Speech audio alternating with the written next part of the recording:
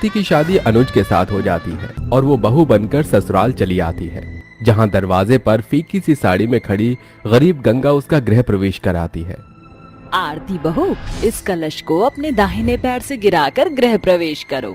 आरती गृह प्रवेश करके अंदर आती है, जहाँ अपने ससुराल में 2 टूटे फूटे पुराने कमरे देखकर वो मन ही मन कहती है, मैंने तो सोचा था कि मेरा ससुराल बहुत ही सुखद और समृद्ध होगा, मगर ये क्या, इतने बड़े क्रिकेट टीम के लिए बस 2 कमरे। ये तो वही मिसाल हो गई, खोदा पहाड़ निकली चुईया। क्या सोचा था और क्या मिला। आरती बहू, अरे ओ आरती बहू, कहाँ खो गई? कहीं नहीं माँ जी।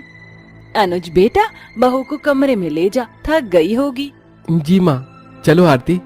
अनुज आरती को कमरे में लेकर चला जाता है। तभी नेहा तकिया उठाकर पसीना पोंछते हुए आरती के कमरे में जाने लगती है। अरे नेहा, तू कहाँ जा रही है? माँ, अनुज भैया और भाभी के कमरे में सोने जा रही हूँ, क्योंकि यहाँ बहुत गर्मी लग रही है। नेहा, तेरे भेजे में भूसा भरा है क्या? तुझे समझ में नहीं आता, आज ही तो तेरे भैया भाभी की शादी हुई है, आज तुझे यहीं सोना होगा, समझी? ये सुनकर गर्मी से परेशान नंद गुस्से में पिनकते हुए तकिया पटककर सो जाती है, मगर कुछ ही देर में गुड्डी और राजू गर्मी से परेशान होकर रोते हुए उठ जाते हैं। क्या हुआ बच्चों, तुम दोनों रो क्यों रहे हो? माँ, पंथे ते बिना बहुत तेज दलमी लग रही है, तलो दूसरे तमले में तलते हैं। हाँ माँ, हमसे इस गर्मी में नहीं सोया जाएगा, चलो ना पंखे की हवा में सोते हैं। बच्चों, उस कमरे में चाचा चाची सोए हैं, आज हमें यहीं सोना है। माँ भाभी, कब तक हम ऐसे किस्तों में जिंदगी काटते रहेंगे? आप लोगों को यहाँ गर्मी में उबलना है तो उबलते रहो। चलो राजू, गुड्डी, हम पंखे वाले कमरे में चलते हैं। इसके बाद नेहा जोर जोर से आरती के कमरे का दरवाजा खटखटाने लगती है, और जैसे ही आरती दरवाजा खोलती है, राजू, गुड्डी और नेहा अंदर घुस आते हैं, जिस कारण बहू का मुंह बन जाता है। अरे क्या बात है नंद जी, आप और बच्चे यहाँ? वो क्या है ना भाभी, बाहर वाले कमरे में पंखा नहीं है, इसलिए गर्मी से नींद नहीं आ रही। क्या हम आपके कमरे में सो सकते हैं? बस यही कमी बाकी रह गई थी, जो सुहाग रात के दिन ही मेरी ये नल्ली नंद और एक कच्चे बच्चे कबाब में हड्डी बनने चले आए। हाय हाय, मेरा गरीब ससुराल।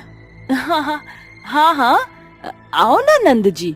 इसके साथ नेहा, राजू और गुड्डी पलंग पर पसरकर पंखे की हवा में सो जाते हैं, जिसके बाद बहू को जमीन पर चटाई बिछाकर सोना पड़ता है, जिस कारण रात भर बहू पसीने से भीगी रहती है। तभी सुबह के 5 बजे संगीता उसे उठा देती है। उठ जाओ देवरानी जी, सुबह हो गई है। पता नहीं कैसे नमूने ससुराल वाले मिले हैं, रात को ये चंगू मंगू और नंद ने मेरी नींद हराम कर दी, और सुबह सुबह जेठानी जी राशन पानी लेकर शुरू हो गई।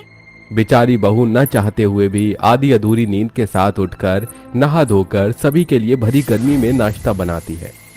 अरे वाह बहू, खाना तो बड़ा ही जायकेदार बनाया है तूने, और कचौड़ी तो बड़ी ही खस्ता बनी है। मैंने तो भरपेट खा लिया।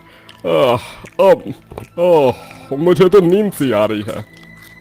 ये कहकर बनवारी बहू के कमरे में आकर पंखे की ठंडी हवा में सो जाता है, जिसके बाद एक एक करके सास, बच्चे, जेठानी और ननंद भी कमरे में आकर पंखे की हवा में फैल जाते हैं। वहीं बेचारी बहू के माथे से सारा दिन टप टप पसीना बहता रहता है, जिससे चिढ़कर वो कहती है, पता नहीं किस गरीब खाने में आकर फंस गई हूँ मैं। अपने ससुराल को लेकर कितने सपने देखे थे, मेरा ससुराल ऐसा होगा वैसा होगा। सोचा था कि मेरा ससुराल ढेर सारे कमरों का बड़ा सा बंगला होगा और सभी कमरों में एयर कंडीशनर, एसी भी लगी होगी, मगर एसी तो दूर, यहाँ पंखा भी सिर्फ एक ही कमरे में है, जिसमें ही मेरे गरीब ससुराल वाले मेरे ही कमरे में मेरे ही पंखे के आगे पसरे रहते हैं। आरती खुद से बातें ही कर रही होती है कि तभी उसकी जेठानी संगीता आकर कहती है, क्या बात है देवरानी जी, बड़ी परेशान लग रही हो?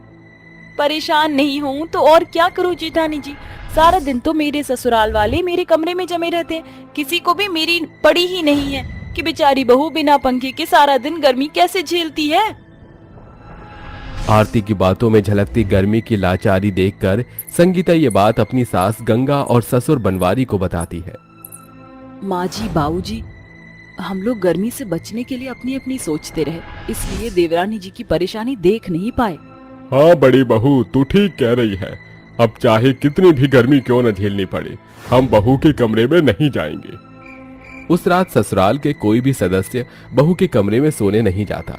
तभी सारी रात बड़ी गर्मी में बिना पंखे के सोते हैं, जिससे कि किसी को नींद नहीं आती। वहीं आरती अपने पति अनुज के साथ अपने कमरे में आराम से सोती है। कुछ दिन गुजरने के साथ लगातार बिना पंखे की गर्मियों में सोने के कारण बहू के गरीब ससुराल वालों के शरीर पर लाल लाल दाने निकल आते हैं, जिससे गुड्डी और राजू बहुत रोते हैं।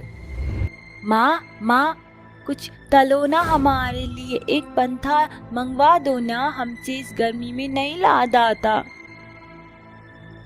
दादाजी दादी माँ, आपको पता है हमारे सभी दोस्तों के घरों में महंगी महंगी एयर कंडीशनर, एसी और कूलर है, और हमारे घर में एक ही पंखा है। क्या हम एक और पंखा नहीं ले सकते? हम इतने गरीब क्यों हैं? बच्चों की बात सुनकर बनवारी की आंखों में गरीबी और लाचारी के कारण आंसू भर आते हैं और वो कहता है, कितना बेबस और लाचार हो गया हूँ मैं, जो अपने घर परिवार के लिए